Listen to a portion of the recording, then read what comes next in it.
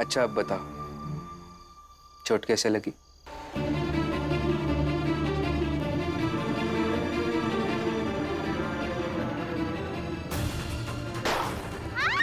मैंने जानबूझ के नहीं किया, गलती से हो गया। मैं तो बस घड़ा लेकर के आ रही थी और टकरा के गिर गई। कुछ नहीं, बस लग गया। अब आप अपने हाथों से खाना खिला दे रहे तो दर्द भी गायब हो गया। मैंने पूछा चोट कैसे लगी। मैं आपको खिलाती हूँ। रमा, जब व्यक्ति किसी बात को टालता है तो समझ जाना चाहिए कि वो कुछ छुपा रहा है। बताओ कैसे लगी चोट? मैं बताती हूँ।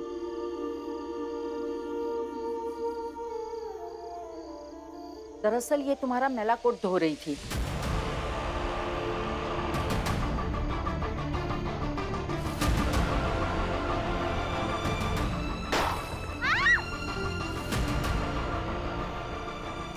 गलती से हो गया, जानबूझ के नहीं किया रमा।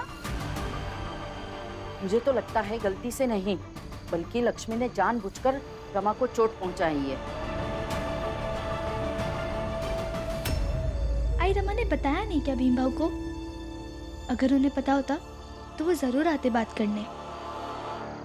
अभी तो खाना ही खा रहे थे, हो सकता है खाना खाने के बाद बताए।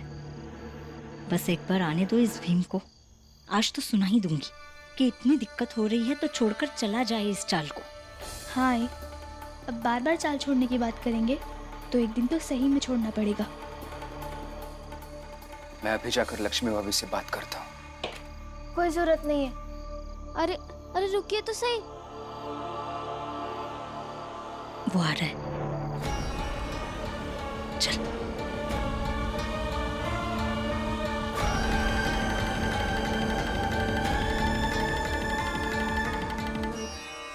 लक्ष्मी, चाहे जो हो जाए, किसी भी सूरत में ये स्वीकार मत करना कि तुमने ये जानबूझकर किया है। अरे रुकिए ना, सुनिए तो।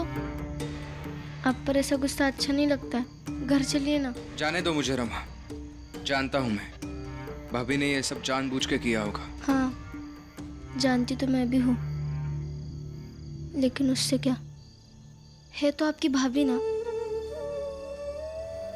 लक्ष्मी दीदी पहले ऐसे नहीं थी, अब ऐसी हो गई है। पहले मुझे कितना मानती थी वो। क्या बात कर रहे हैं ये दोनों?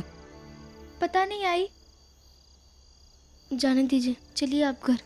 नहीं रमा, अभी जाकर बात करके आता हूँ। नहीं, घर चलिए ना।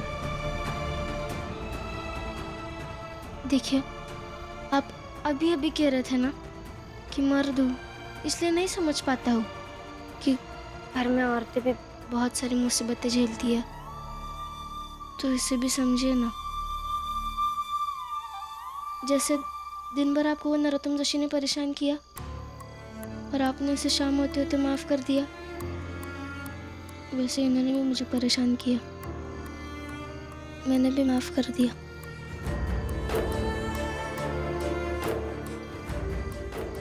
घर चलिए ना।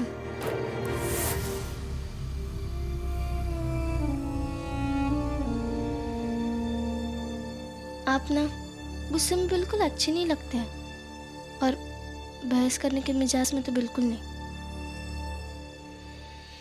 आप वैसे अच्छे लगते हैं। कैसे अच्छा लगता हूँ? वैसे कैसे? जब आप किसी से बात करते हैं, किसी को समझाते हैं और बोलते बोलते ऐसे करते हैं ना, तो मुझे बहुत अच्छे लगते हैं। ऐसा लगता है कि आप पूरे संसार को रास्ता दिखा रहे हैं।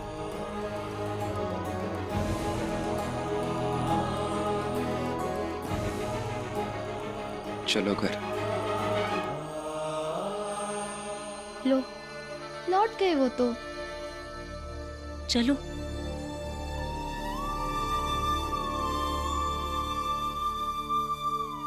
कबीर ना जरी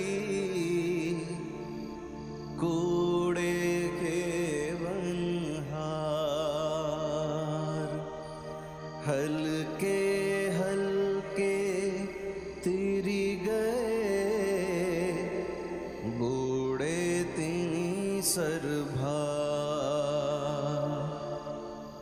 बूढ़े तिनी सरभा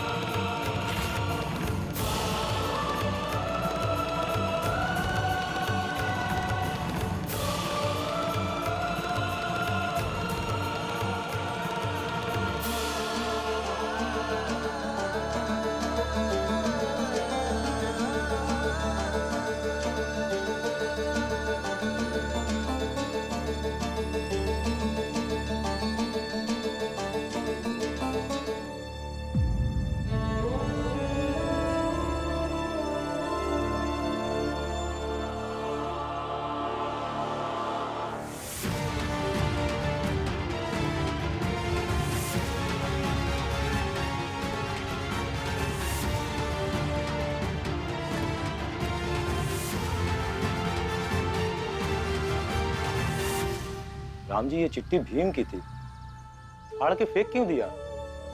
एक बार खोल के पढ़ तो लिया होता कि इसमें लिखा क्या है। ये देखकर भीम को कितना बुरा लगा होगा।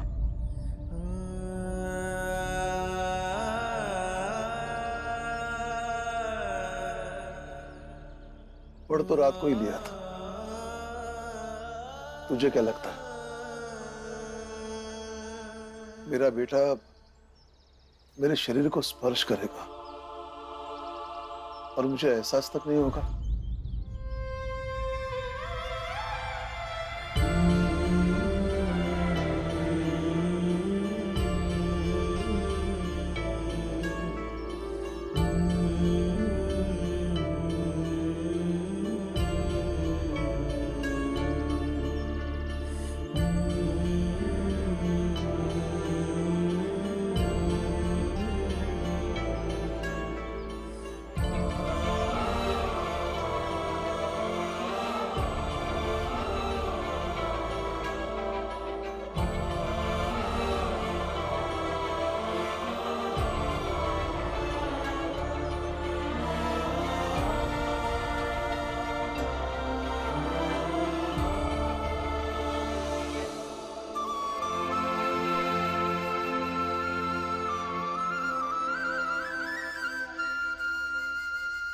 बाबा, आपने मना किया था यहाँ आने से, इसलिए सीधे सीधे आपको जगा कर पूछने की हिम्मत नहीं हुई।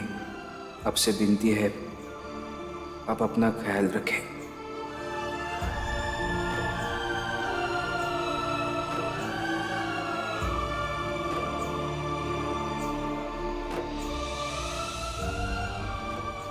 ऐसा नहीं है पुरंजन कि मैं भीम की चिट्ठी का सम्मान नहीं करता। भला किस बाप को यह अच्छा नहीं लगेगा कि उसका बेटा उसकी फिक्र कर रहा है, लेकिन दुख इस बात का है कि भीम अपनी फिक्र नहीं कर रहा है। खैर, मैं तैयार होके आता हूं, काम पर चलते हैं। हाँ, तुम्हारी तबीयत तो ठीक है ना अभी? हाँ, ठीक हो, अभी बुखार भी नहीं है।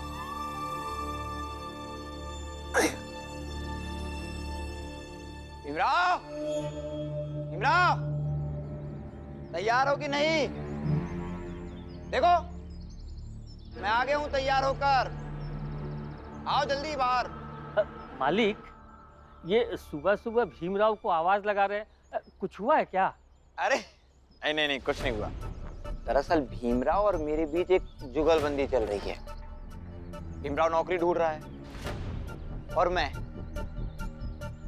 उसके नौकरी पाने से पहले ही उससे नौकरी छीन ले रहा हूँ। तब तो नौकरी मिलने से रही। जिसने मालिक से दुश्मनी मोल ले ली, उसे चैन कहाँ है? हितेश काका,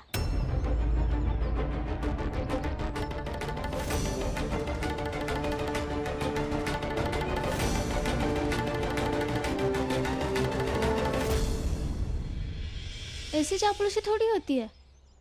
आप एक काम कीजिए, बाजार में जाके थोड़े फूल, अगरबत्ती और प्रसाद भी लेकर आइए। प्रसाद चढ़वाकर आरती करिए इनकी। ए रमा, ज्यादा बोल रही है। और हाँ, जोगू काका से घंटी भी बजवाइए। मुश्किल यह है कि आपका चढ़ाया हुआ प्रसाद ये खाएंगे नहीं ना, क्योंकि हम सब छोटी जात के हैं। फिर भी कीजिए इनकी आरती। आप सबको बेइज्जती सहते हुए आरती करने की आदत है ना, कीजिए ना। आरती तुम्हारा पति भीमराव करेगा मेरी। क्यों भीमराव?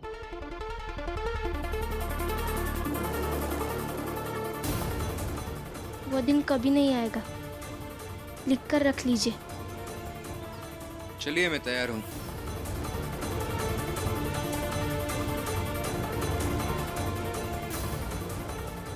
अरे जीजा भाई, वो चादर ढंग से सुखाना।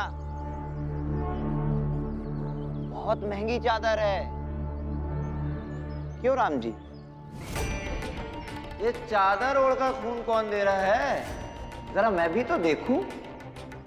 अभी इन्होंने खून बेचा है तो इन्हें पैसे भी मिलेंगे, तो चादर के बदले पैसे ले लेना।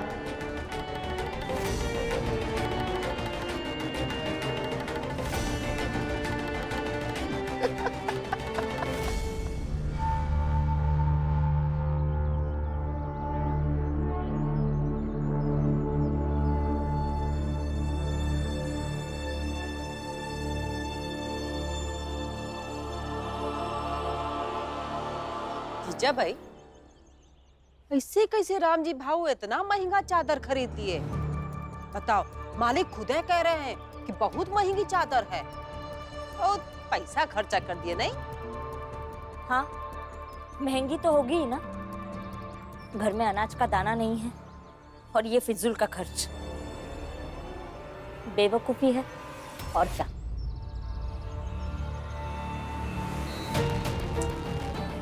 क्या करें, कुछ कर तो सकत नहीं है। बहुत गलत बात है। फिर चला चला।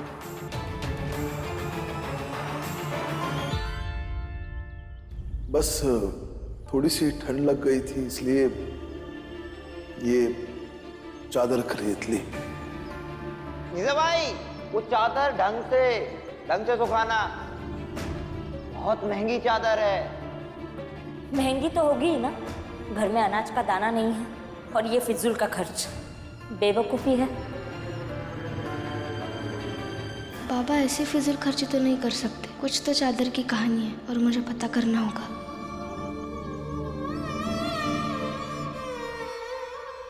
रंजन, अगर मैं अपना खून और 3 बार बेच दूंगा तो शायद हमारा काम हो जाएगा और मंजुला की चैन भी हम जुड़वा सकते हैं, है ना? क्या हुआ? तुम ऐसे क्यों देख रहे हो? तुम्हारा दिमाग में खराब है। एक बार तुम पहले ही खून बेच चुके हो और अपनी हालत देखी है। हाँ, मैं ठीक हूं। कल मैंने हॉस्पिटल से पता कर लिया था, जो डॉक्टर कल आया था वो दोपहर के बाद आता है। अगर मैं अभी चला जाऊंगा तो दूसरा डॉक्टर होगा। तू एक काम कर, तू काम पर जा, मैं अभी आता हूं। राम जी ऐसा मत करो। मैं तुम्हारे सामने हाथ जोड़ता हूँ, ऐसी बेवकूफी मत करो।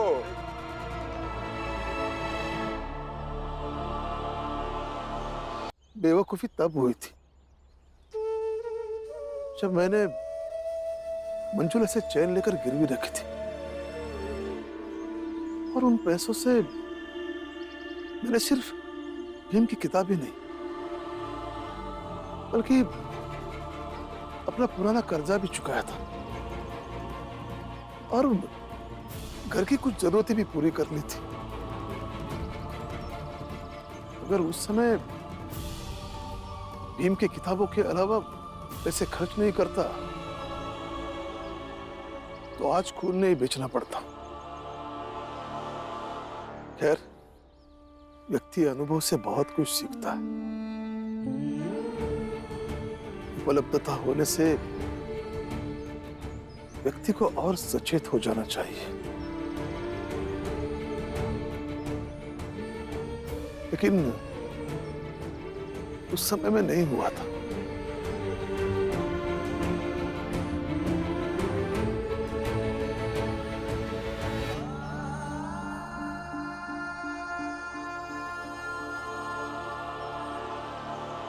इससे पहले कि मैं आपको मेरी योग्यता बताऊं, मैं ये बता देता हूं कि मेरी जात अस्पृश्य है। और ये पीछे जो खड़े हैं नरोत्तम जोशी, ये भी आगे आकर यही बताएंगे, क्योंकि ये बड़ी जात के हैं और मैं छोटी जात का हूँ। लेकिन इससे भी बड़ी बात यह है कि मैं पढ़ा लिखा हूँ, काम अच्छे से कर सकता हूँ। अब बताइए, आप मुझे आपके यहाँ नौकरी देंगे? वैसे तुमने पहली बात बहुत अच्छे से कही है, एक बार फिर से कहना तो। पहले बताए या बाद में बताए, अस्पृश्य अस्पृश्य ही रहेगा ना। हाँ, लोग वैसे ही धक्के मार कर निकालेंगे इसे। क्यों भीमराव? वैसे ये स्वीकार करते हुए मुझे सुनना अच्छा लगा कि एक पढ़ा लिखा भी समझता है और कहता है कि वो अस्पृश्य है, और यही हमारी सामाजिक संरचना की जीत है। और अगर तुम यही बात दिन भर यहाँ खड़े होकर कहते रहोगे तो मैं तुम्हें ये नौकरी दे सकता हूँ।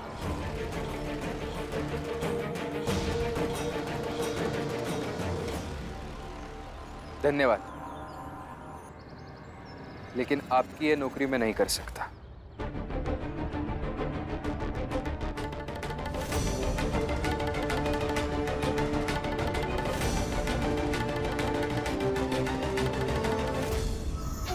क्या फायदा निकला इतनी मेहनत का? हाँ? कल मैं थोड़ा थका हुआ था, इसलिए परेशान था, लेकिन अब ऐसा नहीं है। चलिए, और भी जगह जाकर नौकरी ढूंढनी है, लेकिन अब से मैं खुद को ऐसा व्यक्त नहीं करूंगा जिससे मेरी जात मेरी कमजोरी लगेगी। अब चाहे मुझे नौकरी मिले या ना मिले, मेरी योग्यता और मेरी जात मिलकर मेरी ताकत बनेगी।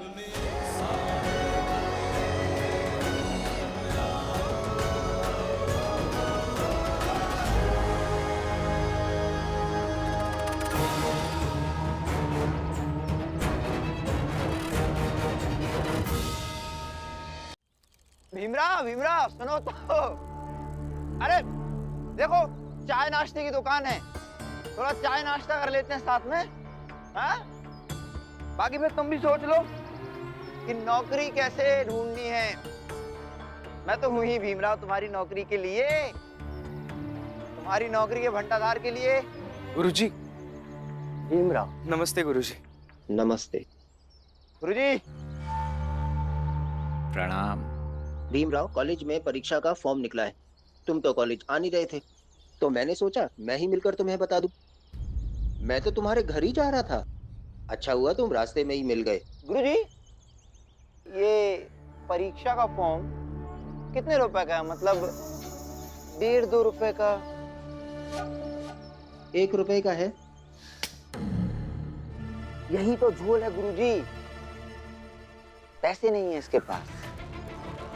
सुबह से बेचारा अपनी योग्यता का ढोलक बजा बजा के नाचने का प्रयास कर रहा है लेकिन जात की मार से ढोलक फट जा रही है। कैसे लेगा परीक्षा का फॉर्म गुरुजी? भीमराव, अगर ऐसी बात है तो परीक्षा का फॉर्म मैं अपने पैसों से भर देता हूँ। हाँ गुरुजी, हाँ, भीख भीख देते रहिए इसे, तभी इसकी अकड़ जिंदा रहेगी, वरना बाकी भ्रम तो मैं तोड़ ही रहा हूं। नहीं गुरुजी, आप मत भरिए मेरे पैसे। 3 दिन का समय है ना, मैं कुछ ना कुछ कर लूंगा। तब तक नौकरी मिल गई तो भर दूंगा फॉर्म, नहीं तो। और वैसे भी जब तक मंजुला दीदी की गिरवी चेन छुड़ाने के पैसे नहीं कमा लेता हूं, तब तक किताब नहीं छूऊंगा। चलता हूं गुरुजी। गुरुजी, आराम कीजिए, क्लासेस लीजिए, पैसे वैसे कमाइए। कहाँ एक छोटी जात के लड़के को परीक्षा में पास करवाकर वायस राय बनवाना चाहते हैं? नरोत्तम जोशी, जब कोई व्यक्ति किताब और विद्यालय की परीक्षा में फेल हो जाता है ना, तो वो उससे उबर सकता है।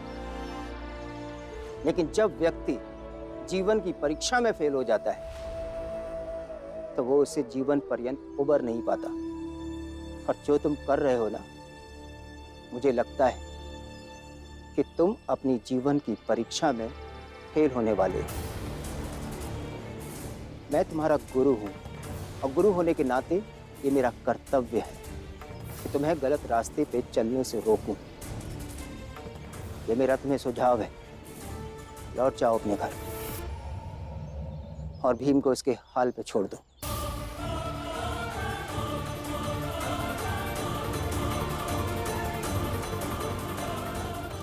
डॉक्टर साहब, मुझे खून बेचना है।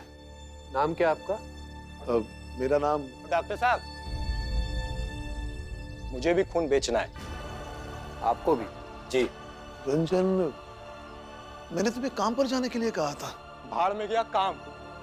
यहाँ मेरा दोस्त खून बेच रहा है और मैं वहां पर बैठकर मछलियां पकड़ूं। नहीं, मैं ऐसा बिल्कुल नहीं कर सकता। डॉक्टर साहब, यदि मेरा दोस्त खून बेचेगा तो मैं भी बेचूंगा। मेरा भी खून निकालिए। डॉक्टर साहब, मुझे भी खून बेचना है।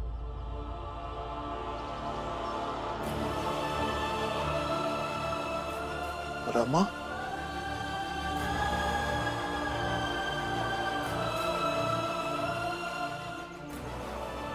तुम यहाँ? हाँ।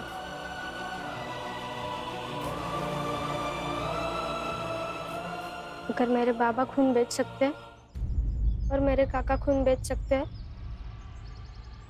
तो मैं भी खून बेचूंगी। देखो बेटी, तुम मेरी बहू हो, तुम ऐसे कैसे कर सकती हो? क्यों नहीं कर सकती? करना तो आपको भी नहीं चाहिए था। पर आपका बेटा भीमराव, वो आपकी नजर में काम करता हुआ गलत है, मेरी नजरों में आप दोनों का ये काम करना गलत है। डॉक्टर साहब, सबसे पहला मेरा खून निकाल लीजिएगा। नहीं, ये नहीं होगा। फिर ये भी नहीं होगा कि आप दोनों खून देंगे। देखिए, जहाँ तक मैं समझ पा रहा हूँ, अभी आप लोगों को यहाँ से जाना चाहिए। मिल बैठ के जो भी समस्या है उस पर बात करनी चाहिए, समाधान निकालना चाहिए। बस समाधान आप लोग निकाल लें, फिर आ जाइएगा। चलिए।